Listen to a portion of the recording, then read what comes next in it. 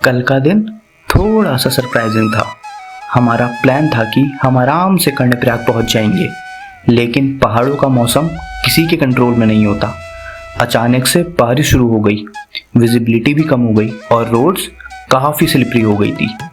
ऐसे में रिस्क लेना सही नहीं था, इसलिए हमें बीच में ही रुकना पड़ा। लेकिन ऑनेस्टली यही चीज़ इस जर्नी को रियल बनाती है। यहाँ पर हर दिन परफेक्ट नहीं होता और शायद यही इम्परफेक्शन इस सफ़र को इंटरेस्टिंग बनाती है।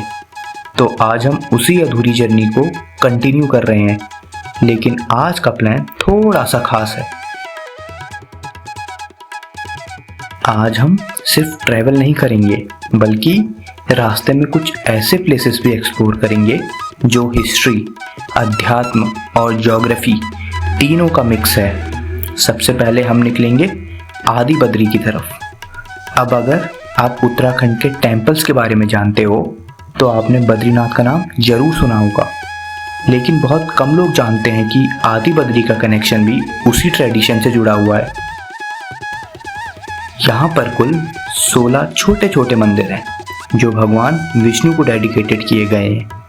इन टेम्पल्स की आर्किटेक्चर बहुत ही सिंपल है, स्टोन स्ट्रक्चर्स बिना किसी डेकोरेशन के, लेकिन यही सिंप्लिसिटी इसे सबसे अलग बनाती है। इतिहास के अनुसार एक समय ऐसा था जब बद्रीनाथ जाना हर किसी के लिए पॉसिबल नहीं था। तब लोग यहाँ आकर पूजा करते थे। अगर लोकेशन की बात करें तो ये प्लेस मेन हाईवे से थोड़ा हटकर है और शायद इसी वजह से यहाँ उतना क्राउड भी नहीं होता।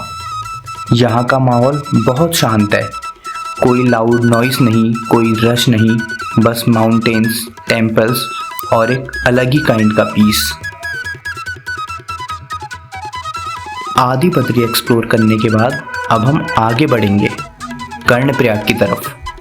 अब कर्णप्रयाग सिर्फ एक टाउन नहीं है, ये उत्तराखंड के पंचप्रयाग में से एक है। अगर आपको पता नहीं है तो प्रयाग का मतलब होता है दो नदियों का संगम। यहाँ पर अलकनंदा और पिंडर नदी मिलती है। और इंटरेस्टिंग बात तो ये है कि हर प्रयाग का अपना अलग सिग्निफिकेंस होता है, रिलीजियस भी और ज्योग्राफिकली भी। कर्णप्रयाग का कनेक्शन महाभारत से भी बताया जाता है। कहा जाता है कि कर्ण ने यहीं पर भगवान सूर्य की तपस्या भी की थी। जब आप यहाँ खड़े होते हैं तो आपको सिर्फ पानी का फ्लो नहीं दिखता, आपको एक पावर फील होती है। दो अलग अलग नदियों की अलग रंग, अलग स्पीड और एक पॉइंट पर आकर ये एक हो जाती है। ज्योग्राफिकली भी ये जगह बहुत इम्पोर्टेंट है, क्योंकि यहाँ से आगे माउंटेन्स का पैटर्न बिल्कुल बदल जाता है। रोड्स भी धीरे धीरे नैरो और चैलेंजिंग होने लगती हैं। और अब हम बात करेंगे सबसे इम्पोर्टेंट डेस्टिनेशन की, कल्पेश्वर महादेव मंदिर। अगर आप शिव टेम्पल्स में इंटरेस्ट रखते हैं तो आपने पंच केदार के बारे में ज़रूर सुना होगा। कल्पेश्वर उन्हीं 5 मंदिरों में से एक है और सबसे खास बात यह है कि ये पूरे साल भर खुला रहता है। बाकी पंच केदार टेम्पल जाने के लिए थोड़ा सा स्पेसिफिक टाइम और सीज़न का पता होना ज़रूरी है, लेकिन यहाँ आप ऑलमोस्ट किसी भी टाइम आ सकते हैं। लेकिन यहाँ तक पहुँचना इतना स्ट्रेट फॉरवर्ड नहीं है। मेन रूट से आगे आपको एक छोटा सा ट्रैक करना पड़ता है, जो डिस्टेंस में ज़्यादा बड़ा तो नहीं है, लेकिन एक्सपीरियंस काफ़ी ब्यूटीफुल है। ट्रेल आपको विलेजेस के बीच से, ग्रीनरी के बीच से और पहाड़ों के किनारे किनारे लेकर जाता है।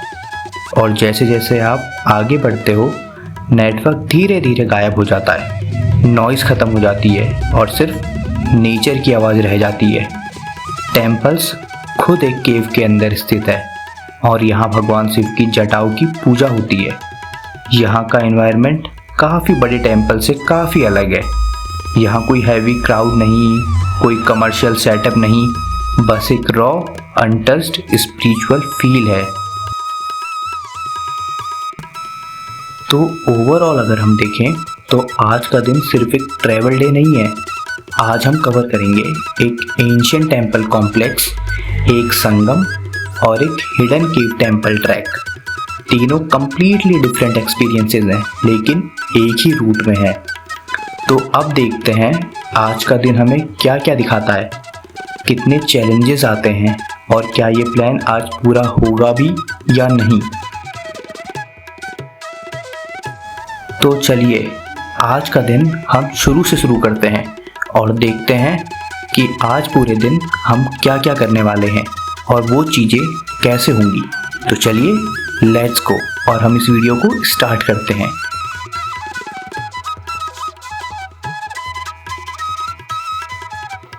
जय हिंद दोस्तों, आज है 26 अप्रैल, संडे का दिन है और हम लोग कल रात को रुक गए थे जिस होम स्टे में। तो अभी हम लोग निकल रहे हैं आगे के अपने सफ़र पे। तो मैं आपको एक बार दिखाना चाहता हूँ कि बाहर का व्यू क्या है। अभी सुबह के 6 बज रहे हैं बट व्यू बहुत ज़बरदस्त है। कल तो बारिश होने लग गई थी ना, पूरा अंधेरा हो गया था। तो एक बार मैं आपको दिखाता हूँ। बाकी मैं आपको अगर दिखाऊँ तो अपना सारा सेटअप रेडी है, इधर बैग रेडी है, बेड वेड कर दिया है। और अगर मैं इधर से दिखाऊँ, भैया भी रेडी हैं।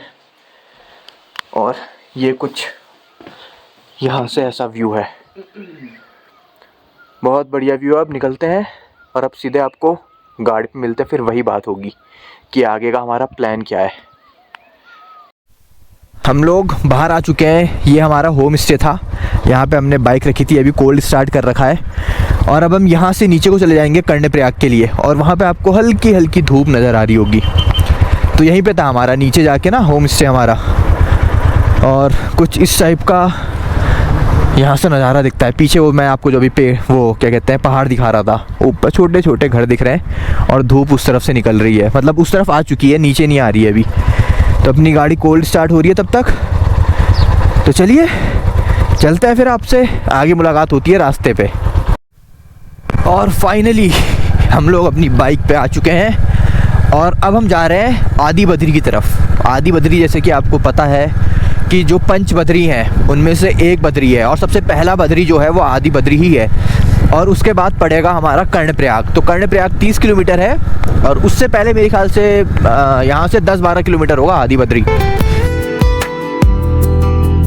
तेरे साथ ये रास्ते कुछ और ही लगते हैं, हवा भी तेरे नाम के गीत जैसे गुनगुनाते हैं।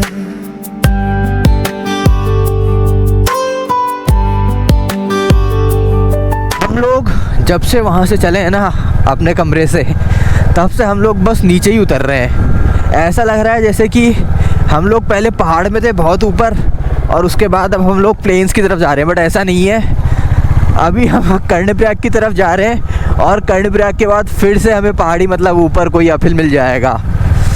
तो कुछ इस टाइप का है बस। पर मैंने न्यूट्रल नहीं करी है गाड़ी, क्योंकि ना जब मैंने एक बार करी थी तो साले डिस्क बिल्कुल गर्म हो गए थे। तो मैं रिस्क नहीं लेना चाहता हूँ। और ऊपर से वैसे भी इंजन में लाइट पता नहीं क्यों जल रही है यार, मेरे को तो यही समझ में नहीं आ रहा है। पता नहीं किसकी नज़र लग गई भाई, ऐसी नज़र तो नहीं लगनी चाहिए थी कि 10 ही दिन पुरानी गाड़ी में इंजन लाइट आ जाए। अरे भगवान।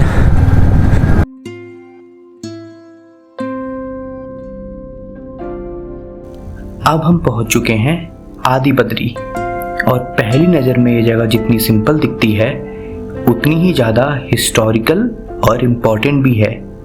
यहाँ पर आपको एक नहीं बल्कि लगभग 16 छोटे छोटे मंदिर देखने को मिलते हैं जो भगवान विष्णु को समर्पित हैं। इसकी आर्किटेक्चर बहुत बेसिक है, पत्थरों से बने हुए मंदिर बिना ज़्यादा डेकोरेशन के, लेकिन यही चीज़ इन्हें सबसे यूनिक बनाती है। इतिहास के अनुसार जब पहले के समय में बद्रीनाथ टेम्पल तक जाना पॉसिबल नहीं था, तब लोग यहाँ आकर पूजा करते थे। इसी वजह से इसका नाम आदि बद्री पड़ा, मतलब बद्री की शुरुआत। लोकेशन भी काफ़ी इंटरेस्टिंग है, ये मेन हाईवे से थोड़ा हटकर है, जिसकी वजह से यहाँ आपको भीड़ बहुत कम मिलती है। और ऑनेस्टली यही इसकी सबसे बड़ी खासियत है। यहाँ कोई रश नहीं है, कोई लाउड इन्वायरमेंट नहीं है, बस शांति है, पहाड़ हैं और ये एंशिएंट टेम्पल्स हैं। आप अगर थोड़ा ध्यान से देखो तो हर मंदिर का स्ट्रक्चर थोड़ा अलग है, जो ये दिखाता है कि ये अलग अलग समय में बनाए गए होंगे। यहाँ खड़े होकर एक अलग ही फीलिंग आती है, जैसे आप किसी ऐसे प्लेस पर हो जहाँ टाइम बहुत धीरे चलता है। तो अगर आप उत्तराखंड आ रहे हो और सिर्फ पॉपुलर प्लेसेस ही देख रहे हो तो आप ऐसे हिडन जेम्स को मिस कर रहे हो। आदि बद्री डेफिनेटली एक ऐसा प्लेस है जहां आपको 10 से 15 मिनट रुककर बस एनवायरनमेंट को फील करना चाहिए।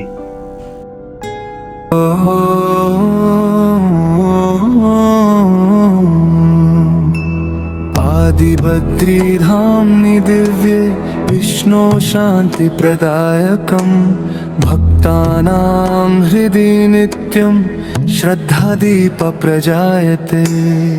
आदि बद्री की वादियों में शांति का सागर बहता, हर मंदिर की चौखट पर मन खुद ही झुकता रहता। घंटी की उस गूंज में जैसे प्रभु का संदेश, हर पत्थर में दिखता यहाँ सदियों का पवित्र देश। ओ प्रभु विष्णु तेरी माया पार,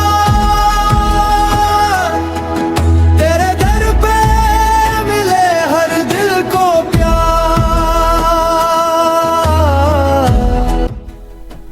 और फाइनली हम लोग आदि बद्री से दर्शन करके आ चुके हैं और उम्मीद करता हूँ कि आपने भी हमारे साथ जो दर्शन करे होंगे आपको भी काफ़ी अच्छा लगा होगा। और अब मैं इस गाड़ी को न्यूट्रल में लेके जा रहा हूँ, उसके पीछे का कारण है इंजन लाइट। भाई साहब बड़ा तकलीफ़ दिया है भाई।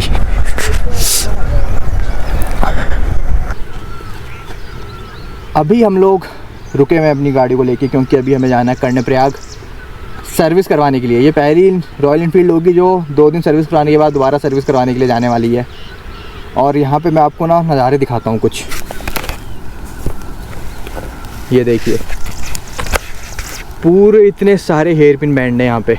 अच्छी बात यह है कि अब इसको न्यूट्रल में लेके जाऊँगा और जितने जल्दी हो सके कर्णप्रयाग पहुँचना है, क्योंकि यहाँ तक तो ठीक है जहाँ तक न्यूट्रल जाएगी। उसके बाद फिर इसको मुझे पता है कि ऊपर उठाना है, तो उसमें तो स्टार्ट करनी ही पड़ेगी। और यहाँ से कुछ इस टाइप का नज़ारा है। और हल्के हल्के करके अब हम पहुँच रहे हैं कर्णप्रयाग, जो कि यहाँ से मात्र 10 किलोमीटर है। और मैंने अपनी गाड़ी कर दी है न्यूट्रल में और अभी आराम से ग्लाइड कर रही है नीचे को। जहाँ तक डाउन हिल है वहाँ तक लेके चलते हैं, फिर बाकी आगे देखते हैं। एक तो यहाँ पे धूप भी नहीं आई है ना, तो ठंडा और लग रहा है। आखिर में तो मैं ये हमने भी रस्सी ख़रीदी है, वो खाली काम चलाऊ टाइप की रस्सी है, तो उसको बांधेंगे और भैया की बाइक में बांध के इसको ऊपर को खींचते हैं। अब यहाँ से ना देखिए बिल्कुल स्पीड ख़त्म हो गई है और अब यहाँ से लग रहा है अपहिल शायद।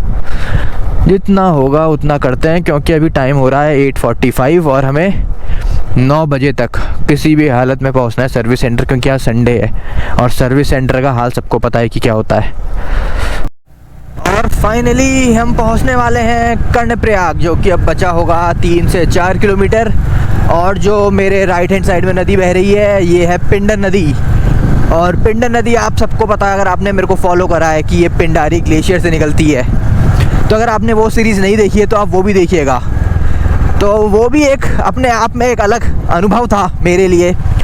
वो मेरा पहला ग्लेशियर ट्रैक था जो मैंने करा था। उससे पहले भी मैंने वो अटेम्प्ट करा था करने का, बट आधे रास्ते से वापस आ गए थे। बर्फ़ काफ़ी थी वहाँ पे, बट दूसरे अटेम्प्ट में हमने वो पूरा कर लिया था। तो ये वही नदी है, पिंडर नदी। और अब जो इंजन लाइट आ रही थी इसमें, उसका अपडेट ये है कि फ़िलहाल तो वो बंद हो गई है, पता नहीं कैसे, क्योंकि अब मैं सर्विस सेंटर पहुँचने वाला हूँ। इस वक्त मैं हूँ कर्णप्रयाग पे, बिल्कुल जो संगम है 2 नदियों का, उस पर मैं खड़ा हूँ। ये आप पूरा देखेंगे, ये पूरा एरिया जो है ये पूरा संगम का एरिया। मैं आपको एक बार क्लियर करके दिखाता हूँ। ये नदी जो इधर से आ रही है ये भागीरथी है, और जो उधर से आ रही है वो है आपकी पिंडर नदी। और यहाँ से फिर ये एक होके आगे बढ़ जाएगी, तो ये चले जाएगा अब रुद्रप्रयाग के लिए रास्ता, जो कि आपका क्या कहते हैं केदारनाथ वाला रास्ता है। तो ये वाला रास्ता है आपका। तो आप बताइएगा ज़रूर। अब आपके लिए कुछ ड्रोन शॉट्स मैं दिखाता हूँ आपको, तो चलिए इन ड्रोन शॉट्स का मज़ा लीजिए और मुझे बताइएगा कि ये क्या आपका जो एक्सपीरियंस है वो कैसा है। और यहाँ पे पूरा चारों तरफ होटल वगैरह दिख रहे हैं और यहाँ पे ये है अपना प्रयाग। तो चलिए अब आप देखिए, और तब तक उससे पहले मैं आपको कुछ चीज़ें बताऊँगा कर्णप्रयाग के बारे में, और उसके साथ साथ आप ड्रोन शॉट्स के मज़े लीजिए।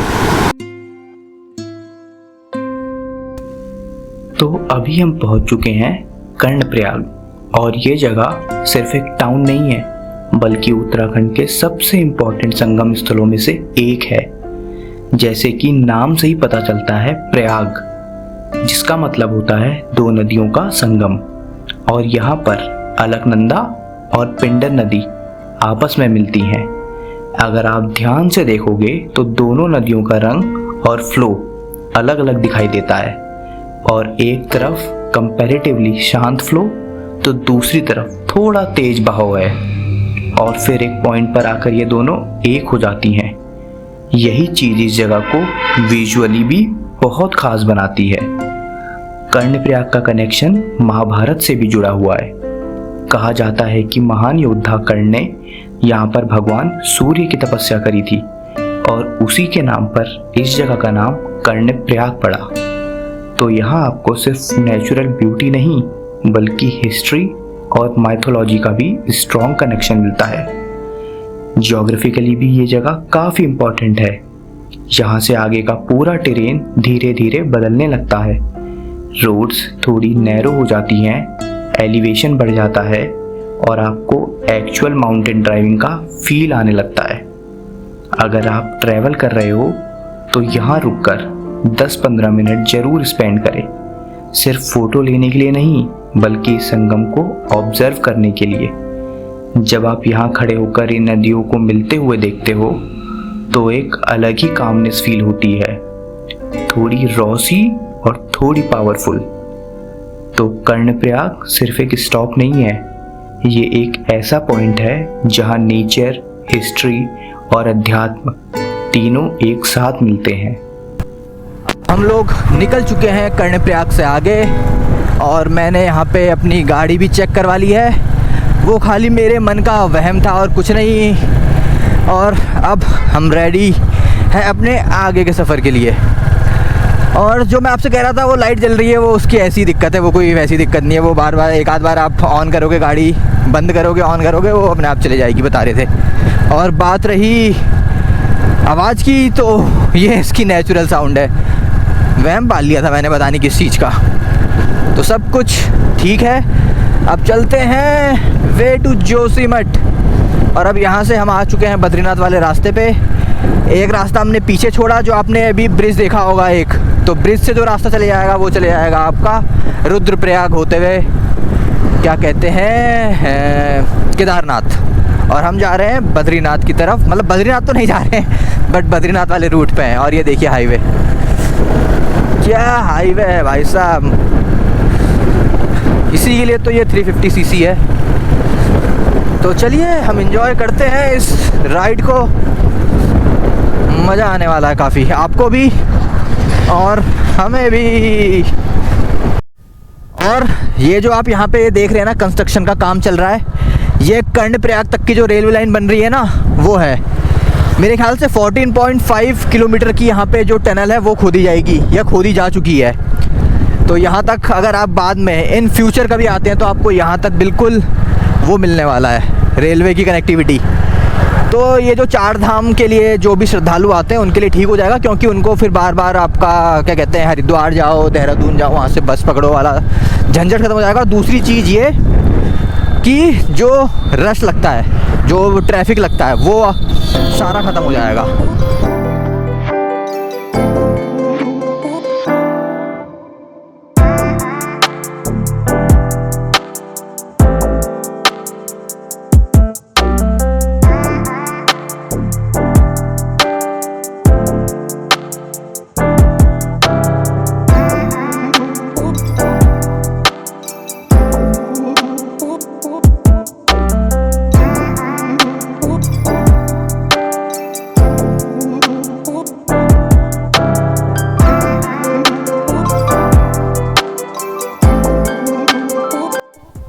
बहुत देर से मैंने आप लोगों को अच्छी रोड दिखा ली, अब ये देखिए ऑफ रोड। भाई साहब ये क्या है, सिर्फ गिट्टी गिट्टी है इसमें। अरे रे रे रे भाई भाई, हल्के हल्के पहले गियर में, अरे बाप रे, सिर्फ गिट्टी। वो तो अच्छा हुआ यार वो लगवा ली मैंने इंजन गार्ड, बहुत बढ़िया डिसीजन था वो कि मैंने इंजन गार्ड लगवा लिया था।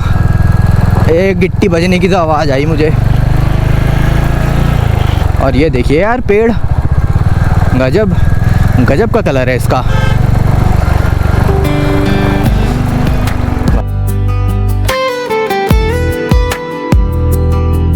तेरे साथ ये रास्ते कुछ और ही लगते हैं, हवा भी तेरे नाम के गीत जैसे गुनगुनाते हैं।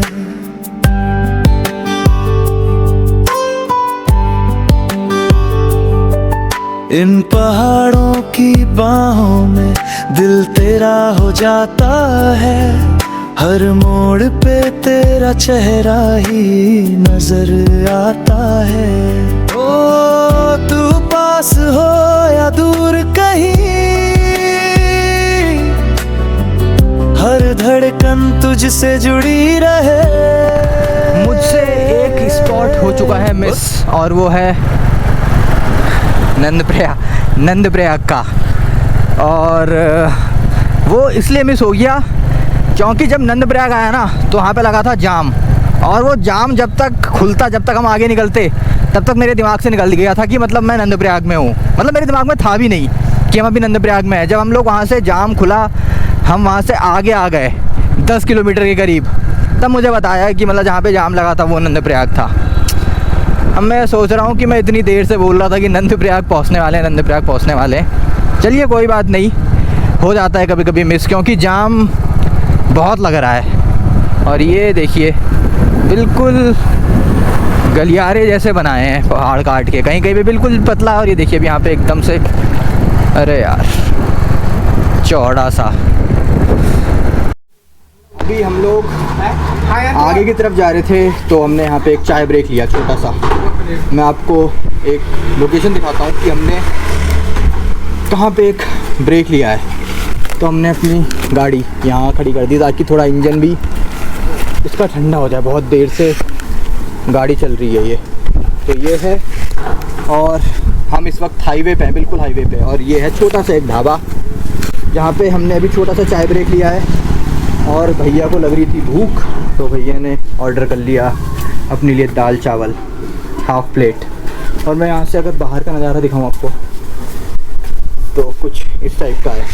वो दूर टेंट दिख रहा होगा एक, हाँ शादी है, शादी हो रही है, गाने आने बज रहे हैं बढ़िया।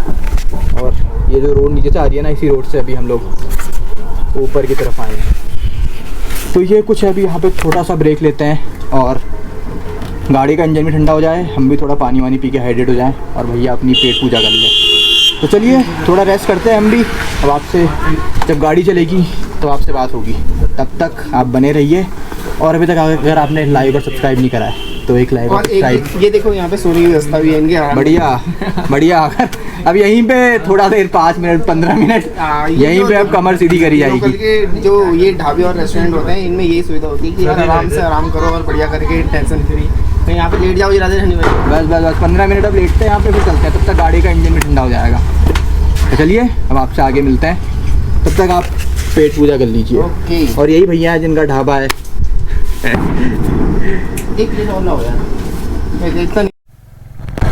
और अब हम जा रहे हैं कल्पेश्वर महादेव मंदिर की तरफ। तो ये जोशीमठ से थोड़ा सा बाहर की तरफ है ये रास्ता। ये आपको ऐसा दरवाज़ा दिखेगा कुछ, और कच्चा पक्का सा ये रास्ता है।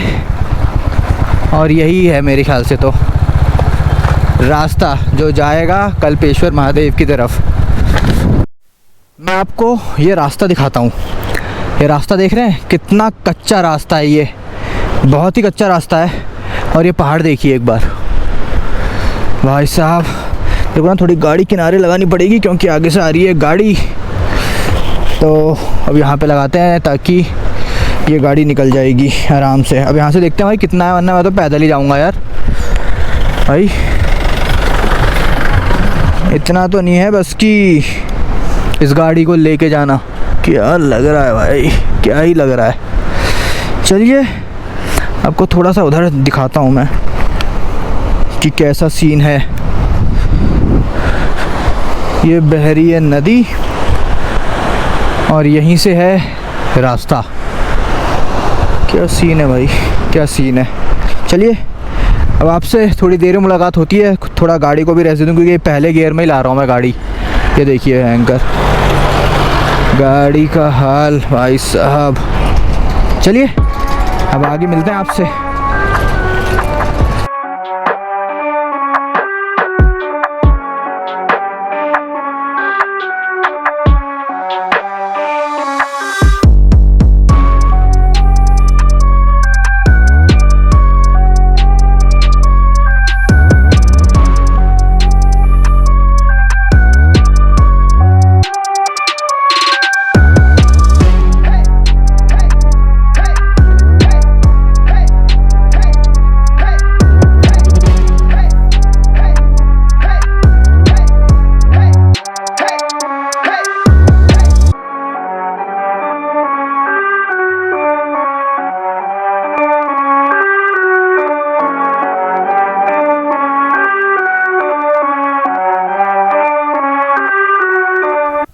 ऐसा व्यू लग रहा है जैसे कि पिंडारी ग्लेशियर के लिए जब हम खाती गांव के लिए गए थे ना, तो बिल्कुल वैसा ही दिख रहा है। देखिए वो पीछे पहाड़ है जिसमें बर्फ़ है और आगे ये घरों का जो ग्रुप बना हुआ है ना, ग्रुप सा रंग बिरंगे घर आपको दिख रहे हैं। ये बिल्कुल एज इट इज़ जैसा खाती गांव था वैसा ही कुछ कुछ वाइब आ रही है मेरे को तो इन्हें देख के।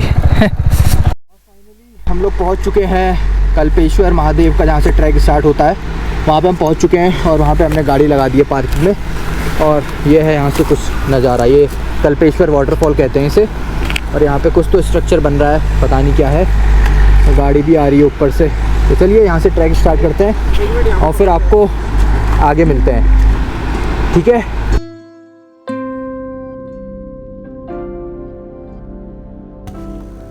और अब हम पहुंच चुके हैं कल्पेश्वर महादेव टेम्पल की तरफ। और ऑनेस्टली ये जगह बाकी सभी टेम्पल से काफ़ी अलग फील देती है। सबसे पहले ये पंच केदार में से एक मंदिर है, यानी भगवान शिव के 5 प्रमुख धामों में शामिल।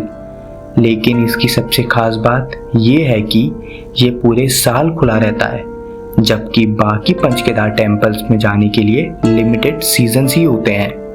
यहाँ तक पहुँचने के लिए आपको मेन रोड से थोड़ा अंदर आना पड़ता है और फिर एक छोटा सा ट्रैक करना पड़ता है। ये ट्रैक बहुत ही लंबा नहीं है, लेकिन रास्ता काफ़ी ब्यूटीफुल है। आप विलेजेस के बीच से निकलते हो, खेतों के पास से गुजरते हो और चारों तरफ माउंटेन्स और ग्रीनरी होती है। जैसे जैसे आप आगे बढ़ते हो नेटवर्क धीरे धीरे गायब होने लगता है और सराउंडिंग्स पूरी तरह नेचुरल हो जाती हैं। मंदिर खुद एक केव के अंदर स्थित है और इसे यही चीज सबसे यूनिक बनाती है। यहाँ भगवान शिव की जटाओं की पूजा होती है, जो पंच केदार की कहानियों से जुड़ी हुई है। कहा जाता है कि जब भगवान शिव ने पांडवों से बचने के लिए अलग अलग रूप लिए थे, तो उनके शरीर के अलग अलग हिस्से अलग अलग जगहों पर प्रकट हुए और कल्पेश्वर में उनकी जटा प्रकट हुई थी। यहाँ का एनवायरनमेंट बहुत रॉ और पीसफुल है। कोई ज़्यादा कमर्शियल सेटअप नहीं है, ना ही बहुत भीड़। बस एक सिंपल सा मंदिर, एक केव और आसपास प्योर नेचर। अगर आप बड़े बड़े टेम्पल्स के क्राउडेड एनवायरनमेंट के आदी हो तो यहाँ का एक्सपीरियंस आपको बिल्कुल अलग लगेगा।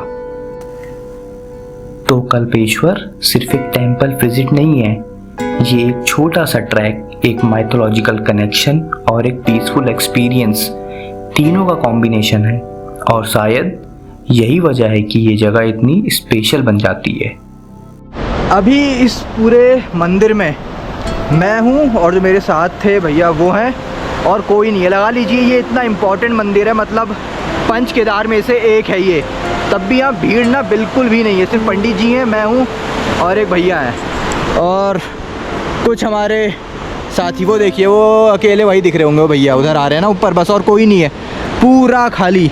और ये है वाटरफॉल जो आपने देख ही लिया होगा। बस 2 लोग नीचे हैं, वो भी पता नहीं कितनी, मेरे को लग रहा है बहुत देर से ही रुके हुए हैं, बाकी और कोई नहीं है।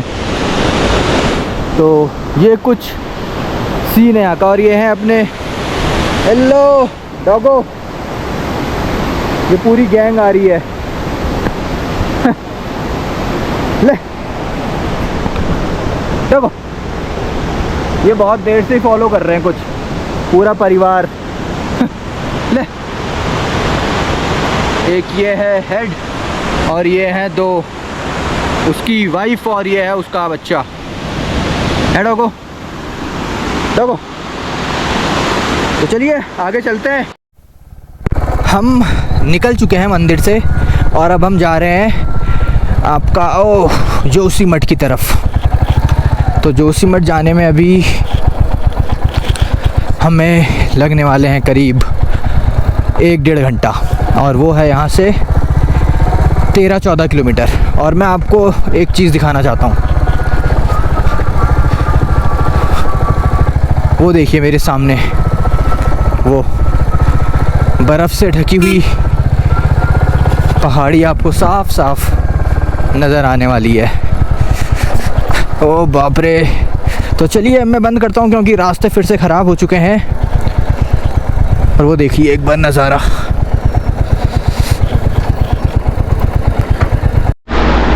फाइनली हम लोग पहुँच चुके हैं अपने रूम पे। जोशीमठ से ये 12 किलोमीटर है।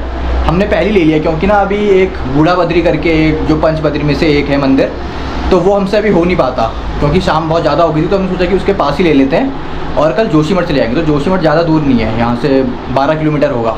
तो आपको रूम दिखाता हूँ। आज हम लोग यहाँ के पहले कस्टमर हैं इस होटल के। तो ये कुछ इस टाइप से है, सिंपल है, 2 बेड लगे हुए हैं, ठीक है। और ये बिल्कुल मेन रोड है, ये बद्रीनाथ हाईवे है, ये बद्रीनाथ हाईवे। और यहीं पे ये 3 कमरों का सेट है। इधर वॉशरूम है, अगर मैं आपको दिखाऊं, ये अपना रूम बिल्कुल सही। और ये है यहाँ की बद्रीनाथ जो हाईवे है वो। और नीचे है एनटीपीसी का जो मेन क्या कहते हैं, जो भी पावर प्लांट वगैरह जो भी है, पूरा नीचे है। तो ये है कुछ। तो चलिए अंदर चलते हैं और अब रेस्ट करते हैं। और आपको अब कल मिलेंगे कल की नई वीडियो में। और आप मुझे बताइएगा ज़रूर कमेंट करके कि अभी तक आपको ये वीडियो कैसी लग रही है, ये सीरीज़ कैसी लग रही है। और प्लीज़ सब्सक्राइब और शेयर।